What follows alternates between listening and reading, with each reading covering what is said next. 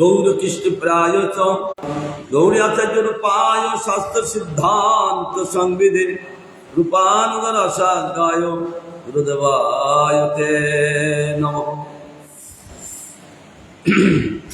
সতীম পরে ইতিম তরে ভারতে মনে ভজন্ত বহুবিধ অহমি নন্দঙ্গঞ্জ দশাদিন দেব পরাং ব্রহ্ম তদেব রম্মং রুচিরাং নবং নবম তদেব ষষ্ঠম মনুষ্যমশুভম তদেব সকারণম শোষণানীনং যদুত্তলম চলপ্রযোগীয়তে নারায়ণ নমস্কৃত্য নরং চৈব নরোত্তমম দেবীং সত্যং তত জয় মুদীরয়। হরে কৃষ্ণ কৃষ্ণ কৃষ্ণ হরে হরে হরে রাম রাম রাম হরে হরে। যাই হোক, গুরু বৈষ্ণব ভগবান জয়যুক্ত হোক। আমরা আস্বাদন করব সিদ্ধির ক্রম দীপিকা। একটা আছেন পূর্ব রাগান্বিত, আর এই সিদ্ধির ক্রম দীপিকা। সিদ্ধি কাকে বলেন? আত্মসাক্ষাৎকার, অর্থাৎ গোবিন্দকে দর্শন হলেই তার প্রকৃত সিদ্ধি। 18 প্রকার সিদ্ধি, তার মধ্যে মুখ্য 8 প্রকার। গোবিন্দকে লাভ করলে আর সিদ্ধির কোনো প্রয়োজন থাকে না। আত্মসাক্ষাৎকার সিদ্ধির লক্ষ্য, তবে সেটার ক্রম আছে। বিনা ক্রম ছাড়া সেটা সাধন মতন হয় না। সেটি গুরু মহারাজ সুন্দর করে সে ক্রমটা দেখিয়েছেন। দীপিকা অর্থাৎ প্রজ্বলিত দীপ, যেমন জ্বালালে প্রজ্বলিত আলোকিত করেন, ভগবানের সুখবিধান করেন, তদ্রূপ এই সিদ্ধির কর্ম ভগবানকে দর্শন করে দেয়। আমরা আস্বাদন করছি গুরু মহারাজের অপার করুণায়। আমরা ওনারই আস্বাদ্য বস্তু আমরা আস্বাদন করব। গুরু গৌরাঙ্গ আন্দারবাম গোবিন্দেব্য গণই সহ তেষাং কৃপা দিশাং সিদ্ধই পচ্যতে ক্রমদীপিকা।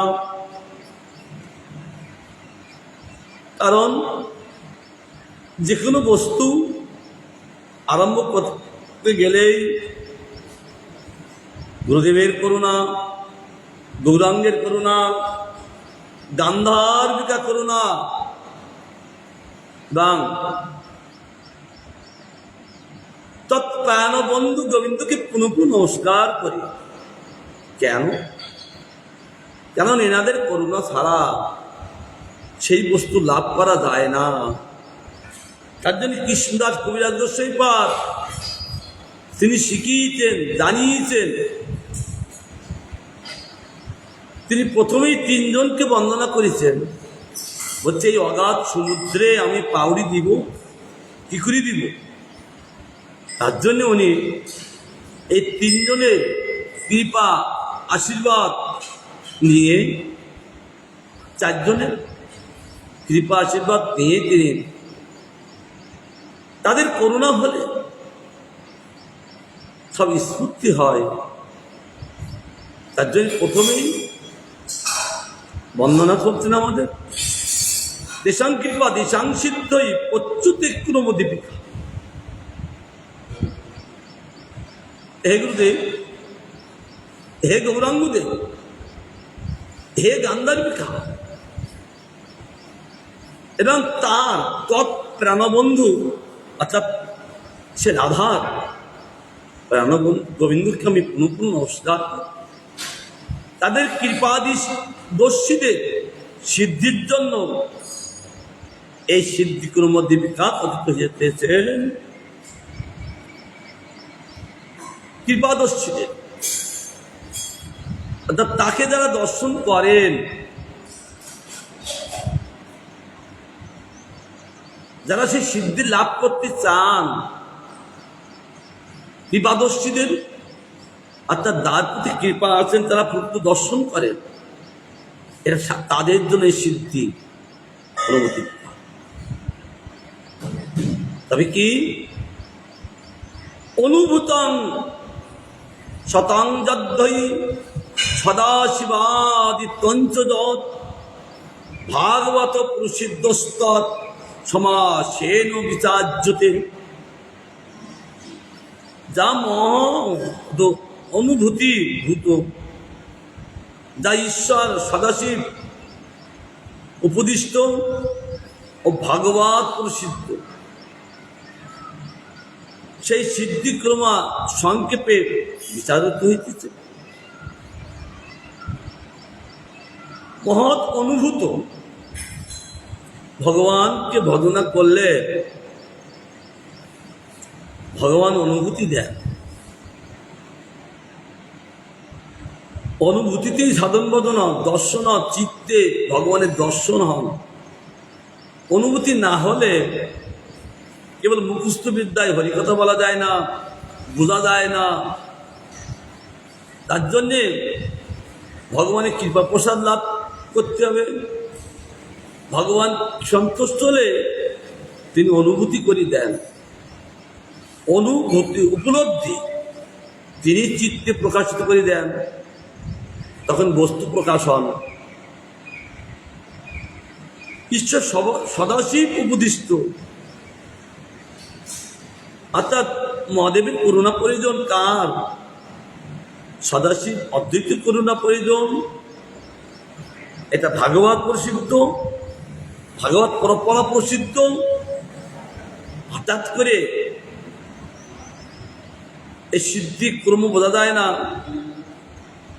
যার জন্যে বলছেন সংক্ষেপে বিরাচিত বিচারিত হইতেছে সিদ্ধির ক্রম। কেমন করে এই ক্রম লাভ করা যায়? কাদের কাদের করুণার দ্বারা? কৃষ্ণ কৃপা, মৎ সঙ্গ, শ্রদ্ধা গুরু পদাচ্ছরে, সেবা তত্ত্ব বিবেকস্য, ভক্তি রণত্ব নিষ্কৃতি, নিষ্ঠারুচি তথা শক্তির ভাব প্রমাত্ম দর্শনম, মদজ্জা সাধন যতকালে বিমুক্তি সংস্থিতি, এতে ক্রমা ভবেৎ সিদ্ধে সাধকস্য সর্বত।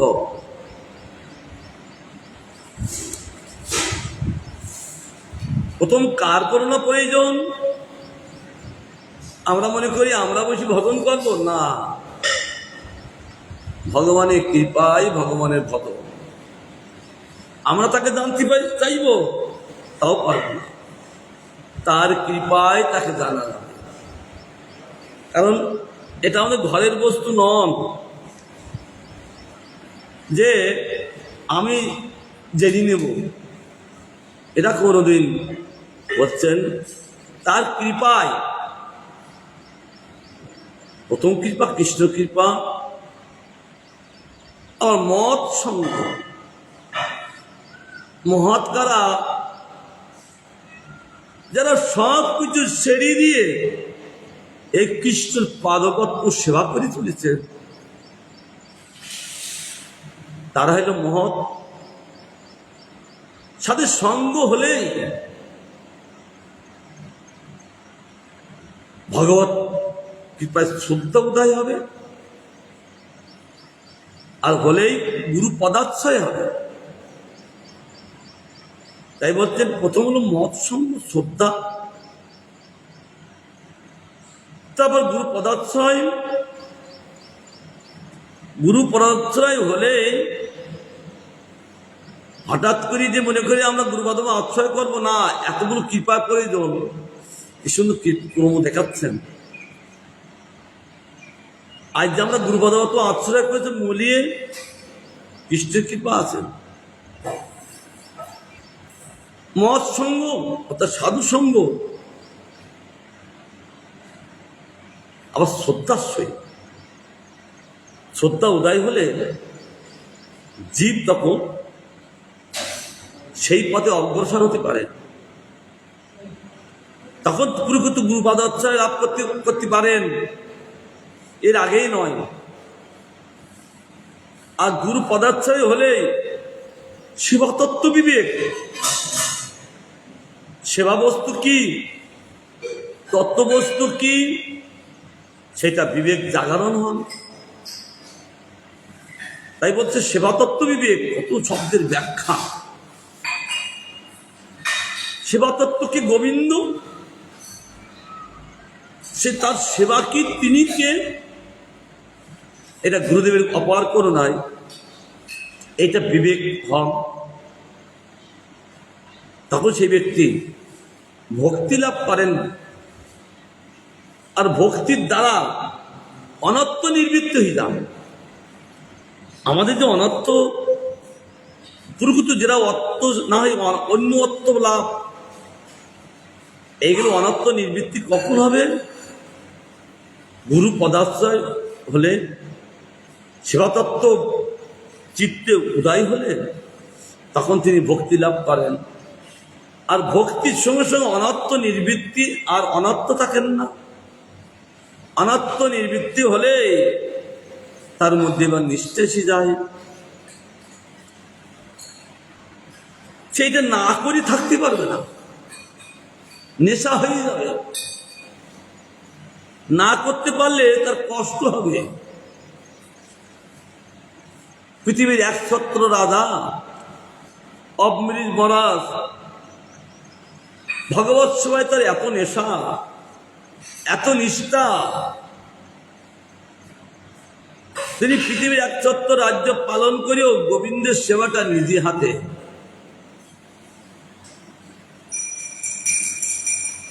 একদিন অন্যত্তরে গিয়েছেন, একটু লেট হয়েছেন, তার জন্য তার স্ত্রীটা মন্দিরটা মার্জন করেছেন। উনি এসে দেখছেন তার স্ত্রী মন্দির মার্জন করছেন। তিনি কাঁদতে লাগলেন, হায় আমি এই সেবাটা করতে পারলাম না, দুঃখ করতে লাগলেন। একজন বলছেন, দেখুন অন্য কেউ তো নয়, আপনার স্ত্রী তো করেছেন। সে তো বটেই, কিন্তু আমি করতে পারলাম না। এই মন্দির মার্জনটা একটা বিরাট সেবা, শাস্ত্রে দেখিয়েছেন, প্রভুপাদও বলেছেন। আমরা এখন বুঝতে পারি না। যখন গুরু বৈষ্ণব অপার করুণা যখন বুঝতে পারবো, তখন এই আমরা মনে করি আমরা তারা লক করে দিয়ে চলে যাচ্ছি, এখানে বিচারণ করেন। সেটা গুরু মহারাজের বড় গুরু ভাই আমাদেরকে বলেছিলেন, দেখো গুরুদেব কেমন তত্ত্বে অবস্থান করছেন, যেখানে পরম গুরুদেবের সমাধি, ওইটাই ওনার ভজন কুটির ছিলেন। উনি ভজন করছেন। গুরু মহারাজ যেমন 3.5 ভজন করেন, উনি হরিনাম করছেন। এমন সময় যে রাধাকুণ্ড, এই রাধারানী আর গোবিন্দ এখনই মন্দিরের মধ্যে ঢুকলেন। ঠিক টাইম মতন পুরী মহারাজ, উনি তো পূজা করতেন, মন্দির যাবেন, আর বলছে, এই মদন, নাম ছিল মদন প্রভু, পরবর্তী পুরী মহারাজ নাম হয়েছিল। এখন যাবে না, খবর এক্ষুনি যাবে। কি ভাব বলছে, আমার গুরু মহারাজ যখন বললেন, বলছে আমার গা লোমগুলো সব খা দিল। তিনি আমাদের সঙ্গে গল্প করছেন কবুরি বসে। আমার এই কথা শুনে আমার আত্মীয় শ্রদ্ধা আরো বেশি হয়ে গেল, যে তিনি কি এই জন্য এই নাগ মন্দির, এই মন্দির মার্জন একটা সেবা গুরুদেব নিজে হাতে করেন। তার জন্য দেখিয়েছেন আমাদের গুরুবাষ্টকের 3য় শ্লোকে, এতটা নিষ্ঠা। আর নিষ্ঠা হলে রুচি, কারণ কোনো সেই গোবিন্দের কথা শুনতে চান, তিনি জগতের কথা বলতে চান না, শুনতে চান না, কোনো গোবিন্দের কথা শুনতে চান, তার লীলা মাধুরী এত রুচিকর হয়ে যান, তার অন্য কোনো রুচি থাকেন না। একমাত্র গোবিন্দের নামে রুচি, গোবিন্দের সেবায় রুচি, গোবিন্দের দর্শনে রুচি, গোবিন্দের কীর্তনে রুচি, না করে থাকতে পারেন। তার জন্য বলছেন এরা সব মূলে কার করুণায় এর কর্ম। বাহ, কত শব্দ! মূলে কৃষ্ণের কৃপা। কৃপাটা তো আসবেন সেইখান থেকে, সেন্টার থেকে। কৃপারও সেন্টার আছে, কৃপার সেন্টার গোবিন্দ। আজ যে আমরা তার কৃপা লাভ করব, তার কৃপা এলে তার মত সঙ্গ, তার মহৎ যারা গোবিন্দ নিজের ভজন করছে তাদের সঙ্গ হয়। তার কৃপা ছাড়া মত সঙ্গ হয় না। যখনই রুচি আসক্তি, ছাড়তেই পারেন না, এত আসক্তি তিনি ছাড়তে চান না। ভক্তি প্রমোদ পুরী মহারাজ তিনি পাঠ করছেন মায়াপুরে, গুরু মহারাজ সন্ন্যাস গুরু। কিভাবে সন্ন্যাস দিতে হয় প্রচুর টাইম ওনার লাগতেন। রাধাকুণ্ডে দেখলাম তো 4টে পর্যন্ত বেজে যাচ্ছে সন্ন্যাস দিতে, তাই এত নিষ্ঠা ছিলেন। তিনি পাঠ করছেন,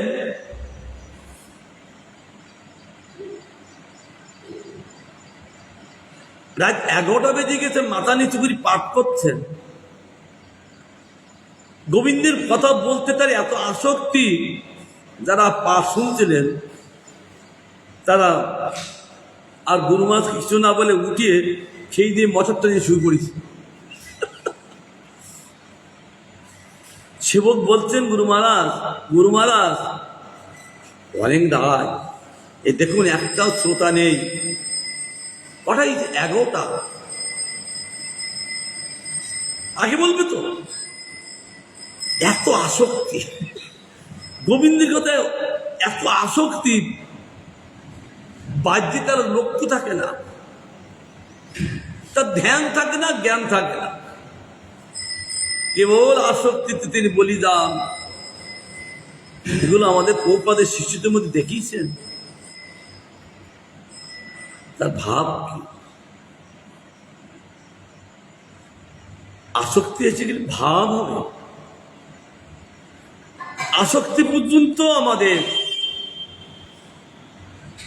চলতে থাকবেন। চলার সঙ্গে সঙ্গে আর একটা রাজ্যে প্রবেশ হবে। সে রাজ্য হলেন ভাব রাজ্য, প্রেম রাজ্য।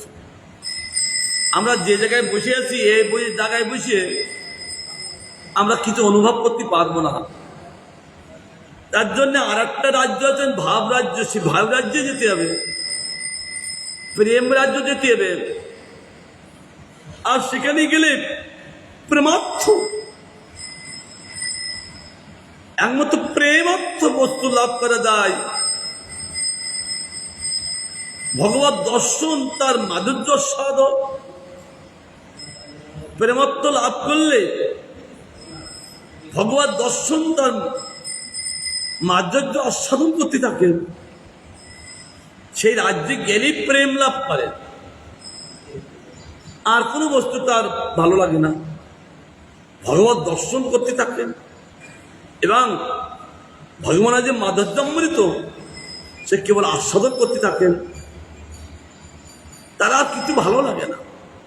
ভগবানের একটা দর্শন, একটা মাধুর্যামৃত। তিনি যে বসে আছেন মন্দিরে, ত্রিভঙ্গ ভঙ্গিমা রূপাং বরিরন্দ্র কাঞ্চিতম গোপীমণ্ডল মধ্যস্থং সবিতং নন্দ নন্দনম। তিনি তিনটি ভঙ্গির দ্বারা তিন ভাবে অবস্থান করেন। তিনি ঐশ্বর্য ভাবে, তিনি সৌন্দর্য ভাবে, তিনি মাধুর্য ভাবে মূর্তি, তিনি তার জন্য ত্রিভঙ্গের দ্বারা তিনি দেখান। তাই বলছে যথাকালে দেহান্তের সংসার মুক্তি ও স্বরূপে ব্যবস্থিতি তার কি হয়ে যান, দেহান্তের সংসার মুক্তি হয়ে যান ও স্বরূপে ব্যবস্থিতি, তিনি নিত্য স্বরূপে তিনি অবস্থান করতে থাকেন। এইগুলো সাধকদের পরিবৃত্ত সিদ্ধির সহস্র। যিনি সাধক তার এইগুলো প্রথম করুণা, এইগুলো যখনই হবে তখনই প্রকৃত তার সিদ্ধিটা লাভ হবে। এটা সাধকের এগুলো বিশেষ পরিচিত। তার জন্য কর্ম দেখালে আমরা যদি গুরুবদতা আচার করতে যাই, আগে ভগবানকে বলতে হয়, তার কৃপা হলে তখন মৎসঙ্গ হয়, শ্রদ্ধা হয়, তারপর গুরুপদবচ্ছায় হলেই এটা দেখাইছে শাস্ত্রে। এইবার তত্রাদৌ তৎকৃপা সিদ্ধি,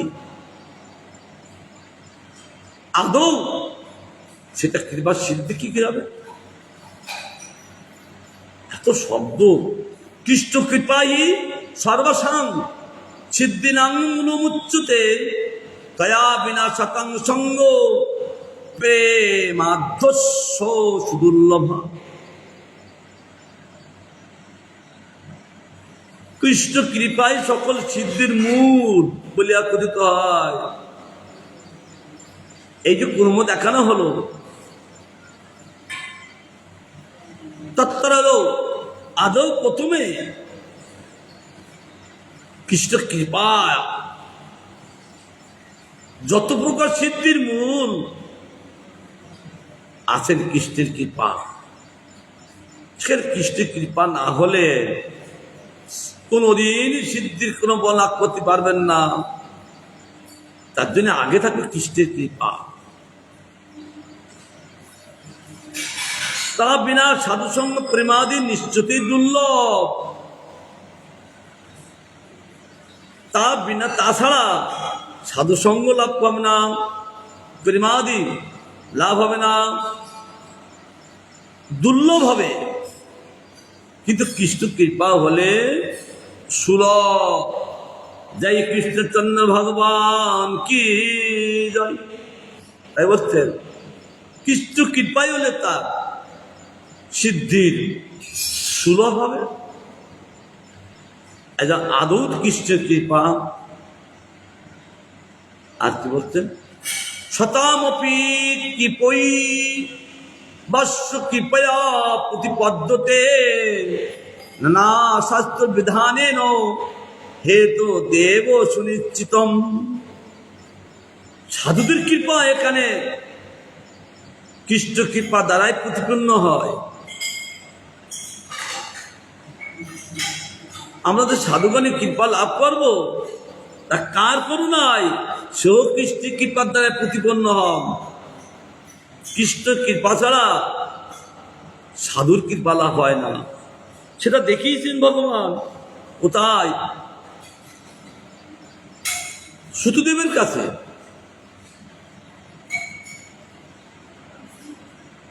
সূতদেব ভগবানকে লাভ করে তিনি ভগবত সেবায় নিযুক্ত আছেন, কিন্তু সঙ্গে যারা গিয়েছেন সাধুরা,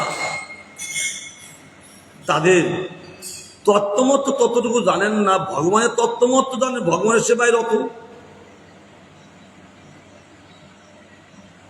তখন ভগবান বলেছেন, হে সূতদেব, তুমি কেবল আমার সেবায় রত আছো, কিন্তু আমার সঙ্গে যারা আসছে কারো জানো, এদের নাম হলো ভুবন পবন ঋষি, পরাশর, ব্যাসদেব, সুখদেব, নারদ। এরা সব সময়ের জন্য ভগবানের সঙ্গে থাকেন। ভগবান যেখানে যান এনারকে নিয়ে যান, তাই তাদের নাম হয়েছেন ভুবন পবন ঋষি। তাহলে আমার পূজার সঙ্গে সঙ্গে ভক্তের পূজা বিশেষ প্রয়োজন আছে। আমার কৃপা না হলে সাধুর কৃপা লাভ হয় না, আর সাধুর কৃপা না হলে আমার কৃপা লাভ না। বলি আমার করুণা তুমি পেয়েছ, কিন্তু আমার ভক্তের করুণা তুমি লাভ করো, তাদের পূজা করো। ভগবান যখন বললেন সত্যদেব, তাদেরও পূজা করতে লাগলেন। আর পূজা করতে করতে দেখলেন এই ভগবত সেবার দ্বারা এত প্রভাব, সে তাদের পূজা কোন অংশে কম নন। সেই সাধুদের যখন তিনি পূজা করতে লাগলেন, সেবা পূজা করতে লাগলেন, সঙ্গে সঙ্গে ভগবানের কৃপায় ওই সাধু কারা তিনি বুঝতে পারলেন। এই জন্যই সাধু সেবায় কোনো অংশে কম নয়। কে বুঝতে পারলেন? সুতদেব, মিতালা বাড়ি, সে বুঝতে শিখেছিলেন। কারণ এই সাধু তো অন্য সাধারণ কেউ নন, ভগবানের সাধুরূপে আসেন জগতে। তার জন্য ভগবানের কৃপার সঙ্গে সঙ্গে সাধুরও কৃপা আসেন। তাই বলছেন সেটা কার কৃপায়? কৃষ্ণ কৃপার দ্বারা প্রতিপন্ন হন। কৃষ্ণ বললেন, তারপর তার কৃপা লাভ করলেন। তাহলে বোঝা যাচ্ছেন তিনি সাধুরূপে আসেন। ইয়া নানা শাস্ত্র বিধান দ্বারাই সুনিশ্চিত হয়। সব শাস্ত্রে এগুলো বিধান করা আছে, জানিয়েছেন, নিশ্চিত করিয়েছেন। আর কি? যথা কৃষ্ণ কৃপা যস্মিন জায়তে সাধকে ধ্রুবম তদা তস্মিন হি সংগাদ্ধা বিকাশন্তে তরিব। যখন যে সাধকের কৃষ্ণ কৃপা উদিত হয়, তখন তাতে সাধু সংজ্ঞাদি বৃক্ষ বিকাশের ন্যায় আত্মপ্রকাশ করে। বাহ, এত সুন্দর বস্তু কোনো পড়ি নাই, অমূল্য ধর্ম। এরকম ধীরে ধীরে সমস্ত গুরু মহারাজের গ্রন্থগুলো, এগুলো আমাদের গুরু মহারাজের প্রকাশ করেছেন। তো তাহলে বোঝা যাচ্ছে কি, যখন যে সাধক কৃষ্ণ কৃপা উদিত হয়, যখন তখন হয় না। কৃষ্ণ কৃপাটা লাভ করতে গেলে টাইম প্রয়োজন। হঠাৎ করে তার কৃপা লাভ করা যায় না। তিনি তো পরীক্ষা করেন, জীব জাতিকে শোধন করেন। আমি তো মনে করি ভগবান একটা ফিল্টার মেশিন, শোধন করেন। আবার বলছেন ভক্ত ফিল্টার মেশিন। যেমন আমাদের ফিল্টার মেশিন জলকে শোধিত করে দেয়, ভক্ত একটা ফিল্টার মেশিন। কোথায় বলেছেন? দিয়া পদ ছায়া শোধো হে আমারে তোমারও চরণ ধরি। ভক্ত ঠাকুর বৈষ্ণব কি বলেছেন? তোমার পরম ছায়ায় সব শোধিত হন। তাই বলছেন আমাকে শোধন করো। এই যে সাধু সঙ্গ এমন একটা বস্তু, সাধু এমন একটা বস্তু, তিনি অপরকে শোধন করতে পারেন, কৃষ্ণ সেবায় নিযুক্ত করতে পারেন। তাহলে এই যেতে পারেন কার কৃপায়? সেটা প্রথমে কৃষ্ণ কৃপা উদিত হয়।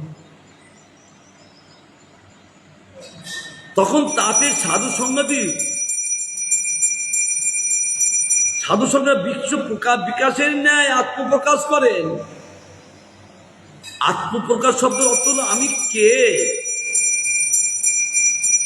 তখন তিনি বুঝতে পারেন, তখন প্রকাশিত হয়ে যান।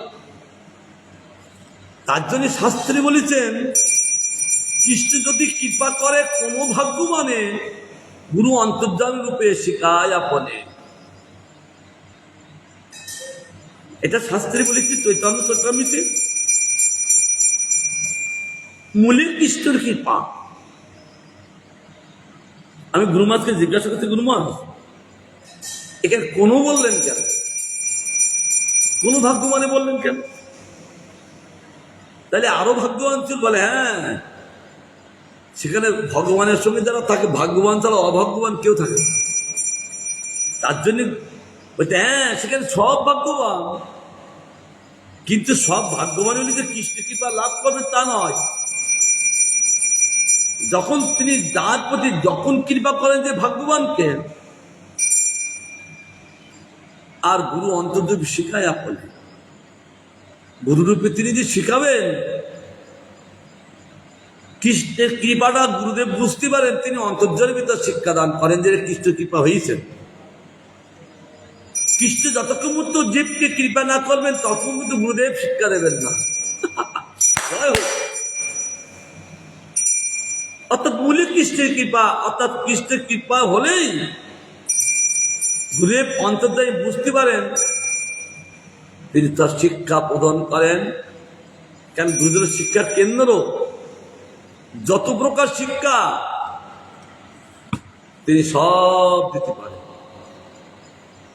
তা দেবেন কে? তিনি কৃপার ভান্ডার। অদ্বৈত বাবুকে মহাপ্রভু বলছেন, অদ্বৈত বাবু, অদ্বৈত তুমি তো প্রেমের ভান্ডারী, তুমি প্রেম দাও, দিচ্ছ না কেন? বলছেন আমি ভান্ডারী কিন্তু মালিক তো নই। ভক্তদের ভাষা কি? আমি ভান্ডারের দায়িত্ব আমি দিয়েছেন, প্রেমের ভান্ডারের দায়িত্ব, তাই বলে আমি ইচ্ছা মতো কাউকে দিতে পারি না। তোমার কৃপায় এটা দান হবে, যতদিন তোমার আজ্ঞা না হবে ততক্ষণ পর্যন্ত এই বস্তু লাভ করা যাবে না। তাই তোমার কৃপা হোক। তাই গুরুদেব তো তিনি অদ্বৈতবতী প্রেমের ভান্ডারী, আর গুরুদেব হলেন কৃপার ভান্ডারী। যখনই গোবিন্দের কৃপা হন তখন অন্তর্যামী তিনি বুঝতে পারেন, তখন তার সব রকম শিক্ষা তিনি প্রদান করেন।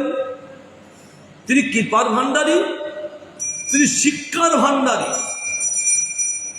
কারণ ভগবানের তো কিছু কাছে থাকে না, কারণ জামা টামা গায়ে দেয় না, তোর ব্যাগও নেই। তাহলে ভক্ত হইল সব ভক্তের কাছে থাকেন। শাস্ত্রে বলতেন ভক্ত হইল মহাপুরুষ পকেট। কি পকেট? চিত্তরূপ পকেট। ভগবানের সম্পত্তি ভক্ত কৃপারূপ পকেটে রাখতেন, তারপর সেখান থেকে তাদেরকে দিতেন। কার কৃপায়? সেও কৃষ্ণের কৃপায়। তাই বলছেন আগেই সেটা কৃষ্ণের কৃপা। আদৌ তার কৃপা না হলে সেইটা কিছু দান করা হয় না। তার জন্য সেন্টার থেকে কৃপাটা আসবে, কারণ সকলের ডিলার কেন্দ্র থেকে আসলে ডিলার দিতে পারেন, কেন্দ্র থেকে না আসলে তিনি দিতে পারেন না। কি সেটা কি? কৃষ্ণ কৃপা সম্পদ। সে কেন্দ্রের থেকে কৃষ্ণ থেকে আসবেন, তারপর অন্তর্যামী তিনি সব তাকে দেবেন। তার জন্য এইবার আর একটা কি বলতেন? বিস্মিতাত্মানাং মায়া মুগ্ধ চেতসাম মুক্তয়ে ভগবান চক্রে বেদ শাস্ত্রান্ন নেকশ। একসঙ্গে অনেকগুলো সব ব্যাখ্যা আলাদা করেছেন, আর দুটো আছে। কৃষ্ণ কৃপা প্রসিদ্ধিনাং সাধৌ শাস্ত্রে গুরু হরৌ শ্রদ্ধা ভক্তি রতি প্রেমা প্রসিদ্ধতে শনৈরিহ তস্মাৎ ধরি কৃপা হাদ্ধ সাধ নানাম সমন্তত শ্রীমদ্ ভাগবতী ঐর্য শ্লোকৈরলং প্রমাণ্যতে। স্বরূপ বিস্মিত মায়ামুগ্ধ চেতাদের মুক্তির জন্য ভগবান অনেক অনেক বেদশাস্ত্র সমূহ প্রকাশ করেন।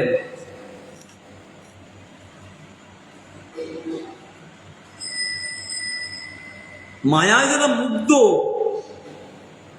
মায়ার কবলে একদম ডুবি গেছে, তাদের একটা শাস্ত্র দ্বারা তাদেরকে প্রকাশ করা যায় না, তাদের স্বরূপে আনা যায় না। আমার গোবিন্দ শাস্ত্রের গীতায় দেখিয়েছেন, ওই বিষাদ অর্জুন বিষাদ হয়ে যেতেন, দুঃখ প্রকাশ করতেন। তাই দুঃখ একটা সাগর স্বরূপ, সেই দুঃখ সাগর থেকে ভগবানের তুলতে দিয়ে তাকে সাচ্চা শ্লোক বলেছিলেন। তারপরে তিনি উঠেছেন দুঃখ সাগর থেকে, তুলতে অতি পরিশ্রম হন, তার জন্য তার কাছে সাচ্চা শ্লোক প্রকাশে দুঃখ সাগর থেকে তুলতে যাই। কেন অতল তলায় চলে গিয়েছে দুঃখের একটা সাগর, সেখানে তুলতে তাকে সাচ্চা শ্লোক দিয়ে তাকে তুলতে এলো। তাই এখানে বলছেন যে সেটা মায়ামুগ্ধ চিতাদের, যা মায়ামুগ্ধ, কিন্তু তাদের মুক্তির জন্য ভগবান ব্যতিব্যস্ত হয়ে গেলেন। বলে না, তারা তো ওই রকম স্বরূপ না, জীবের স্বরূপ হয় নিত্য কৃষ্ণ দাস, তাদের নিজস্ব স্বরূপ। কি মায়ায় মুগ্ধ হইয়াছেন, নিজের স্বরূপ হারাই গেছেন। তাদের মুক্তির উপায় কি? তাদের মুক্তির উপায় হলো ভগবান অনেক অনেক শাস্ত্র, বেদশাস্ত্র সব প্রকাশ করেন। তা নাহলে তাদেরকে মুগ্ধ কাটানো যাচ্ছেন না। কৃষ্ণ কৃপা প্রসিদ্ধদের সাধু শাস্ত্র গুরু ও হরিতে ক্রমশ শ্রদ্ধা ভক্তি রতি প্রেমা ধীরে ধীরে প্রসিদ্ধ হয়। তাদের কৃপা কৃষ্ণ কৃপা প্রসিদ্ধ, তারা কৃষ্ণ কৃপায় লাভ করেছেন, তখন তাদের কি হয়? সাধু সঙ্গ হয়, শাস্ত্র অধ্যায়ে খুব আনন্দ থাকে, গুরু কৃপাতে মাধুর্য থাকেন, এবং হরিতে ক্রমশ তার প্রতি শ্রদ্ধা করতে থাকেন, ভক্তি করতে থাকেন, তার মধ্যে রতি করতে থাকেন, প্রেম ধীরে ধীরে প্রসিদ্ধ হয়। তার কৃপা ব্যতীত কোনো কিছু লাভ করা যায় না। তার জন্য হরি কৃপাকে সম্পূর্ণভাবে সকল সাধনের আদ্যারূপে স্বীকৃত হয়। সম্পূর্ণভাবে তার কৃপা, আদ্যারূপে, মূল কৃপা রূপে প্রথম তার কৃপা স্বীকৃত হয়। এটা কোথায় বলেছে? শ্রীমদ্ ভাগবতীয় শ্লোকে যা যথেষ্ট প্রমাণিত হয়, ভাগবত শ্লোকে যেটা প্রমাণিত করেছেন কথা, দশহ মনুগৃহান্নাপি হরিশ্চিত্তদ্বন্ধনং ঝনয়ে তত অধনং ত্যজন্তস্য সজানা দুঃখ দুঃখিতম সদা বিতোত যোগ নির্ভিন্ন সাধ্য নেহয় তৎপরে কৃতমত্রস্য করিষ্যে মদনুগ্রহম। অর্জুন, আমি যার প্রতি অনুগ্রহ করি তার ধন ধীরে ধীরে হরণ করি, আমি যার প্রতি অনুগ্রহ করি না তার ধন হরণ করি না। তাহলে জীবিত যে এই মায়ের ধন আমি হরণ করি, কারণ মায়ের ধন থাকতে ভগবানকে জানা যায় না। এটা প্রহ্লাদ মহারাজ বলেছেন। কাকে? বলিকে। বলি যখন পৃথিবীর 170 রাজা হলেন, বলি বড় হলে তার দাদুকে জিজ্ঞাসা করেছিলেন, দাদু আমার পিতাকে মারল কে? বলে দেবতারা। কেন মারল? এরকম তাদের জন্য তিনি নিজের দেহ কিন্তু দান করেছিলেন। তো বলে তাদের দেহ দান করলে তা মারল কেন? বলে সব ভগবানের ইচ্ছায়, ভগবানের করুণা ছাড়া তো কিছু বোঝা যায় না। তখন তিনি দাঁড়াও, আমি দেখি ভগবানকে, আমি দেখি নেব। সঙ্গে সঙ্গে প্রহ্লাদ মহারাজ বললেন, এই বেটা দূরেই যাতি আমার, কারণ আমার আরাধ্যকে তুই এরকম ভাবে তাকে এরকম ভাবে কথা বললি, তুই শ্রীভরষ্টই যা,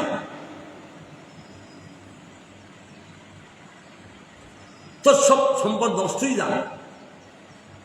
এই সম্পদের জন্য তুই সেই প্রভুকে বুঝতে পারছিস না। তার এবার সঙ্গে সঙ্গে তিনি তার চরণে পড়লেন, আবার তিনি শান্ত হলেন, আশীর্বাদ করলেন, যেটা অভিশাপ দিয়েছি তুই শ্রীভরষ্ট হবি আর আমার আরাধ্যের কৃপা তুই লাভ করবি।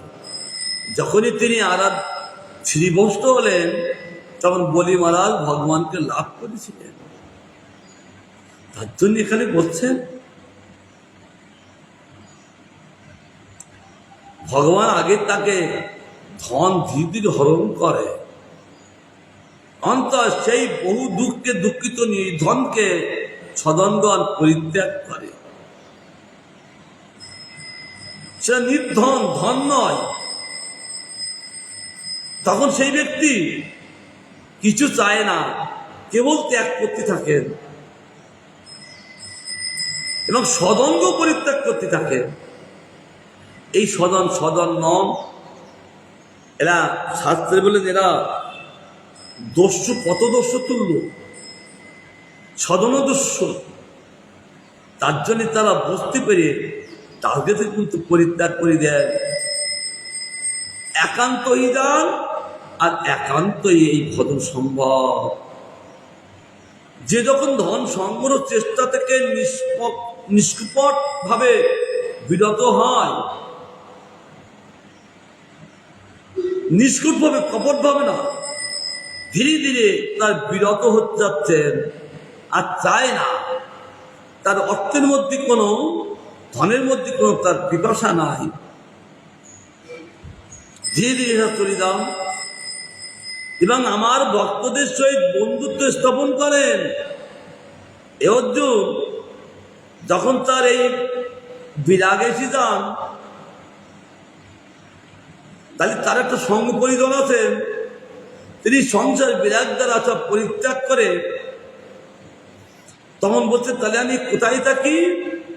তখন ভগবান বলছেন আমার বন্ধুত্বের সহিত তিনি বন্ধুত্ব করেন, স্থাপন করেন। কেন আমার ভক্ত হল বন্ধু স্বরূপ, সেই ব্যক্তি আমার ভক্তের সঙ্গে বন্ধুত্ব স্থাপন করে, তখন আমি তাকে আরো অনুগ্রহ করি। আমার ভক্তদের বন্ধুত্ব স্থাপন করলেই আমি তাকে আরো অনুগ্রহ করি, বিশেষভাবে করুণা করি। যেই ব্যক্তি আমার ভক্তদের বন্ধুত্ব করেছেন তার জন্য আমি বিশেষভাবে কৃপা করি। তার জন্য তুলসীদাস গাইয়াছেন, বিনা সৎসঙ্গ বিবেকে না হই, রাম কৃপা বিনা সুদুর্লভ না সই। বিনা সৎসঙ্গ ছাড়া বিবেক উদয় হয় না। অর্থাৎ আমার ভক্তদের করুণা হলে তার বিবেকের জাগরণ হয়। তখন আমার কৃপা, আমার অনুগ্রহ হতে ব্যক্তি লাভ করেন। আমার করুণা ছাড়া কেউ লাভ করতে পারেন না। অর্থাৎ সৎসঙ্গ বিনা কর্তব্য ধর্ম বিবেক হয় না। আর রাম কৃপা বিনা সাধুসঙ্গ সুলভ নয়। তিনি বললেন সৎসঙ্গ বিনা কর্তব্য অকর্তব্য কি, কোনটা কর্তব্য নন, কোনটা ধর্ম কোনটা অধর্ম, এই সাধুসঙ্গ না লাভ করলে তখন কর্তব্য অকর্তব্য ধর্ম এলো বিবেক উদয় হয় না।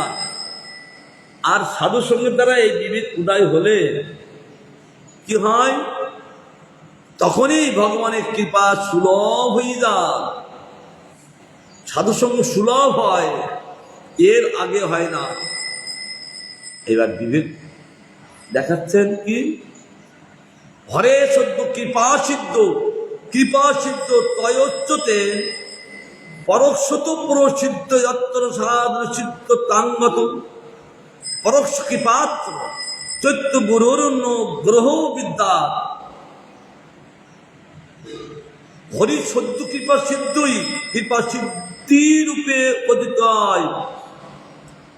হরি কৃপা সদ্য সঙ্গে সঙ্গে, মোটে দেরি হয় না। ভগবানের কৃপা হলে সঙ্গে সঙ্গে সিদ্ধি কৃপা সিদ্ধ রূপে পতিত হয়, শুদ্ধই, মোটে দেরি হয় না। আর পরোক্ষ কৃপা ফলে সিদ্ধি সাধন সিদ্ধ, পরোক্ষ কৃপা ফলে সেটা সাধন সিদ্ধ হয়ে যায়। সাধন করতে থাকেন, সিদ্ধি অর্থাৎ সাধন করতে করতে তখন তিনি ভগবানকে দর্শন করতে থাকেন সাক্ষাৎভাবে আর পরোক্ষভাবে। অর্থাৎ প্রকটভাবে তিনি সঙ্গে সঙ্গে কৃপা লাভ করেন, আর পরোক্ষভাবে তিনি সিদ্ধের সেটা দেখান। তাই বলতেন পরোক্ষ কৃপা এখানে অন্তর্যামী চৈত্যগুরুর অনুগ্রহ। চৈত্যগুরু একজন আছেন, শিক্ষাগুরু, দীক্ষাগুরু, চৈত্যগুরু। এই চৈত্যগুরু চিত্তে তার বিবেক দান করেন। ভগবান বিবেক দান না করলে তিনি গুরুর কাছে যেতে পারেন না। গুরুর কৃপা না হলে শিক্ষাগুরু তিনি শিক্ষা লাভ করতে পারেন না। তাই বলছেন পরোক্ষ কৃপা এখানে অন্তর্যামী, চৈত্যগুরু অনুগ্রহ। সেই ভগবানের অনুগ্রহ না হলে কোনো দিন এই বস্তু লাভ করা যায় না। তাহলে আগে চৈত্যগুরুর করুণা থাকেন, অনুগ্রহ থাকেন। বিনা অনুগ্রহ সেই বস্তু লাভ করা যায় না। আগে ভগবানের করুণা, চিত্তে তাকে প্রেরণা করার পাঠান। আমরা মনে করি আমি গুরুকাজ যাচ্ছি, আমরা ইচ্ছা করি, আমার ভালো লাগছে না, তো ওই করুণার কার মূল্য অনুগ্রহ আছে চৈত্যগুরুর, অর্থাৎ ভগবানের করুণা আছে। সেখানে ধীরে ধীরে তখন চলতে থাকেন। আবার ভগবানের করুণা হলে আমরা আবার আস্বাদন করব। কি অপূর্ব কর্ম দেখাচ্ছেন শাস্ত্রে। কাজে এইগুলো ভালো করে জানতে পারলে ভজন অতি সুলভ হয়ে যায়। তার জন্য আগে বৎসের মতন তিনি মায়ের বাটের দিক তাকিয়ে থাকতেন দুধ পাওয়ার জন্য। তার জন্য সাধু ভগবানের দৃষ্টি দেখে চলবেন। তার কৃপা একটা রূপ বেশি, তার কৃপা একটা দুধ বিশেষ। তিনি কৃপা করলে, তার দৃষ্টি পড়লে জীব জাতি তখন প্রেম লাভ করতে পারে। বলি আছে তার দৃষ্টি, তার জন্য সাধু বৎসরূপে ভগবানের দৃষ্টিতে থাকবেন, তার কৃপা বাড়ি আসবেন, সেটা গ্রহণ করবেন। সেটা মহাপুরু তাই দেখিয়েছেন কলিযুগে। তিনি 1407 ফাল্গুন পূর্ণিমায় আবির্ভূত হয়ে দেখেন, আমি যে কৃষ্ণ প্রেম দান করব, সব পাপী,